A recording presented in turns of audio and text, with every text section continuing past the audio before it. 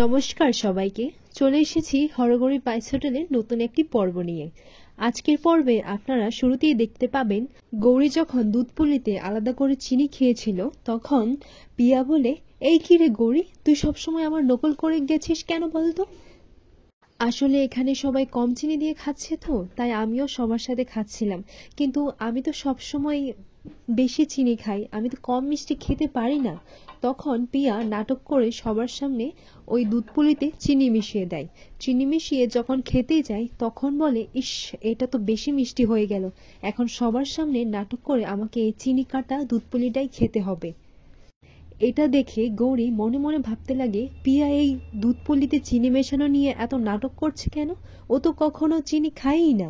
এরকম করে তো চিরকাল আমিই খেয়ে এসছি, ও মিথ্যেটা কেন বলল?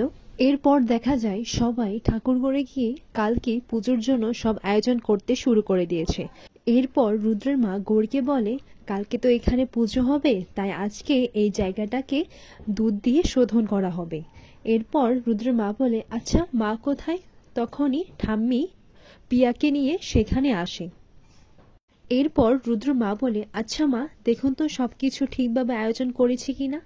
তখন ঠাম্মি বলে, এত বছর ধরে তুমি যখন করছো তাহলে সবকিছু ঠিকই হবে। তখন ঠাম্মি সবকিছু দেখে বলে, হ্যাঁ সব ঠিকই আছে। তখন রুদ্রের মা ঠাম্মিকে দুধের ঘটিটা দিয়ে বলে, এই নিন মা, আপনি এখন জায়গাটা শোধন করে দিন।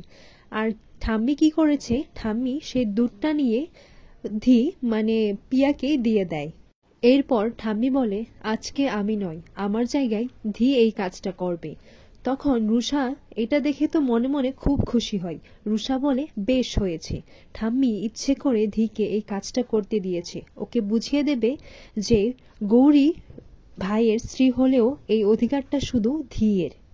এরপর পিয়া ঠাকুরের জায়গাটা শোধন করতে যাবেই এমন সময় রুদ্র বলে, দাঁড়া, আমি যতদূর জানি আমাদের বাড়িতে শ্রাবণ মাসে ভোলানাথের পুজোয় বাড়ির বউরাই ঠাকুরের আসন শোধন করে। ছোটবেলা থেকে আমি তাই দেখে আসছি।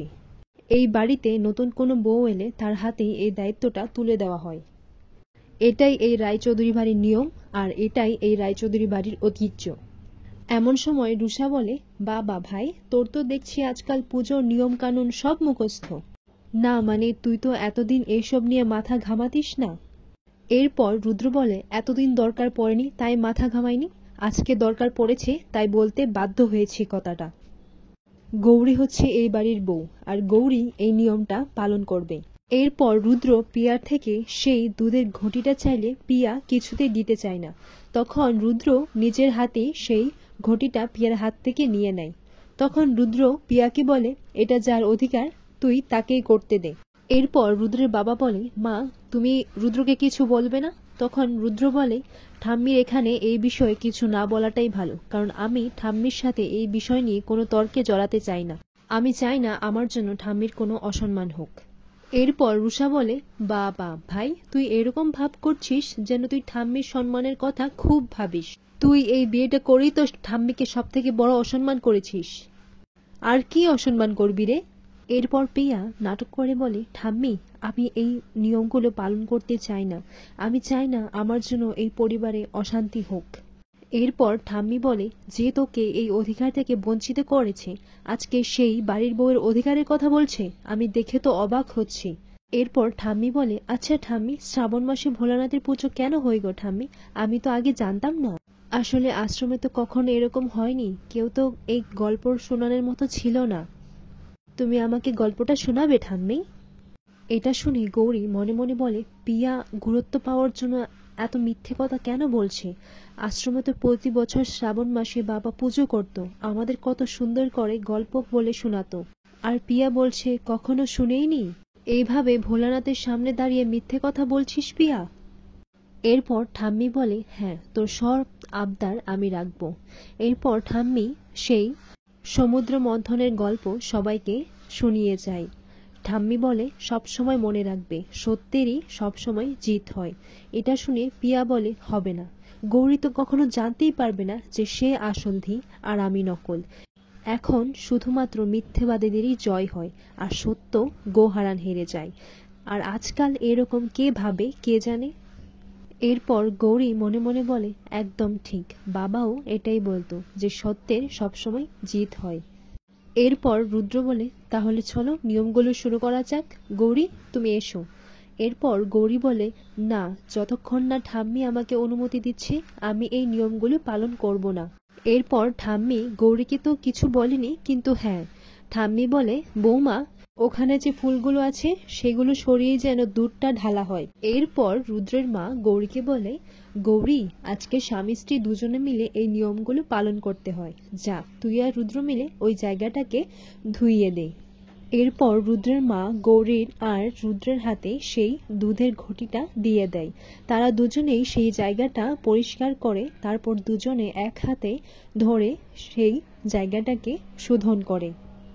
এরপর গৌরী আর রুদ্রকে এভাবে একসাথে দেখে পিয়ার তো খুব হিংসে হয়। পিয়া মনে মনে বলে, আজকে এই জায়গাটায় আমার থাকার কথা ছিল।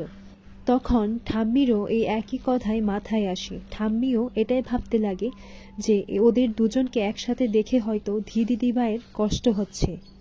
ঠাকুরের জায়গা শোধন হওয়ার পর রুদ্রর মা বলে, এবার সবাই এক এক করে ভোলানাথের জায়গায় গঙ্গাজল দিয়ে দাও।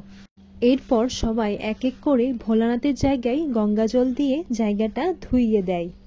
গৌরী যখন পিয়ার সাথে ভোলানাথের জায়গায় জল ঢালছিল, তখন গৌরী পিয়াকে বলে, তুই মিথ্যে কেন বললি? আশ্রমে তো বাবা ভোলানাথের কাহিনীটা শুনিয়েছে, তোর মনে নেই? তখন পিয়া বলে, না, মনে নেই।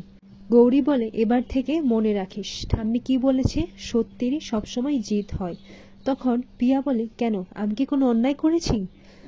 গৌরী বলে, দুধপুলিতে তুই চিনিটা কেন মিশিয়েছিলিস? তোর রাগ তো আমার উপর। ঠাম্মি যদি এই দুধপুলিটা খেয়ে নিত তাহলে ঠাম্মির তো শরীর খারাপ করত। এটা শুনে পিয়ার হাত কাঁপতে শুরু করে। তখন গৌরী বলে, দেখলি তো, সত্যেরই জিত হয়েছে। পুজোর সব নিয়ম সেরে গেলে ঠাম্মি পিয়াকে বলে, কাল তো ভোলানাথের মহারাত্রি পুজো, তুই কিন্তু আসিস। মহেশ্বরীকে তো বলার আমার সাহস নেই, ও যদি আসতে চায় তাহলে ওকে নিয়ে আসিস, জোর করিস না। তুই কিন্তু কাল সকাল সকালই চলে আসবি, আমি তোকে কাল থেকে এখানেই দেখতে চাই। তোর সাথে পিকুকেও নিয়ে আসিস। এটা শুনে রুদ্রের মা মনে মনে বলতে লাগে, ধি এখানে আসুক, আমার কোনো আপত্তি নেই, কিন্তু বারবার গৌরীর সামনে যদি মা ধিকে এভাবেই ওর থেকে বেশি প্রাধান্য দেয় তাহলে তো ওর খারাপ লাগবে, আর আমি জানি রুদ্রর এটা ভালো লাগবে না। তখন ঋতুরাজ বলে, আচ্ছা ঠাম্মি, আমার বন্ধুরা কিন্তু আসবে।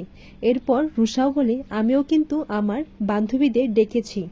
রুদ্রর মা বলে, ঠিক আছে ঠিক আছে, ডাকিস, এবার অনেক রাত হয়েছে, এবার চল ঘরে চল। অন্যদিকে দেখা যায় পিয়া বাড়ি ফিরেই বলে, আমি এত চালাকি করে ওই দুধটায় চিনি মিশিয়েছি, গৌরী ধরে ফেললো। এরপর পিকু বলে, ওই গৌরী মেয়েটা না ভ্যাবলার মতো থাকে, কিন্তু ও আসলে খুব চালাক একটা মেয়ে। এরপর ভাস্কর বলে, ও যে কার মেয়ে সেটা ভুললে তো চলবে না, রক্তেরও কিছু নিয়ম আছে। রক্তের স্বভাব আর যাবে কোথায়, আমাদের যা করতে হবে সবকিছু ভেবে চিন্তে করতে হবে, আর খুব সাবধানে করতে হবে। এই গৌরী বলে মেয়েটাকে এত হালকাতেই নিলে চলবে না। এবার থেকে যা করব খুব নেপে খুব সাবধানে করব, ঠিক আছে? পিয়া বলে, একদম, কালকে ওই বাড়িতে আমি আবার যাব, গিয়ে ওই গৌরীকে কি করে প্যাচে ফেলতে হয় সেটা দেখব। গৌরী এমন পেঁচে ফেলবো না যে সবার সামনে অপমানে জ্বলে পড়ে ছারকার হয়ে যাবে, আর ওই রুদ্র ঠাম্মি গৌরীকে দূর দূর করে বাড়ি থেকে তাড়িয়ে দেবে।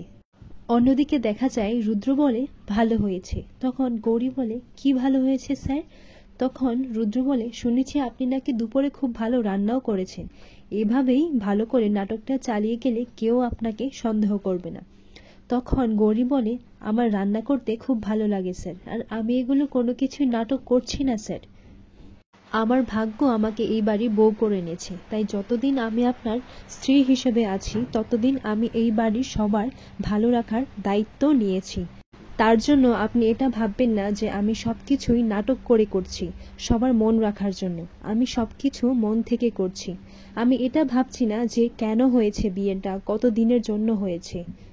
আমি এই পুজোর নিয়ম, বাড়ির সব কাজ আমি নিজে থেকেই করছি, তাই দয়া করে আপনি এইগুলোকে নাটক ভাববেন না। এরপর হঠাৎ করে কেউ এসে একজন দরজা ধাক্কাচ্ছে। তখন রুদ্র গৌরীকে বলে, একদম চুপ, বাইরে থেকে কেউ আমাদের কথাগুলো শুনে ফেলেনি তো? এটা ভেবেই রুদ্র আর গৌরী খুব দুশ্চিন্তায় পড়ে যায়। আর এভাবেই আজকের পর্বটি শেষ হয়।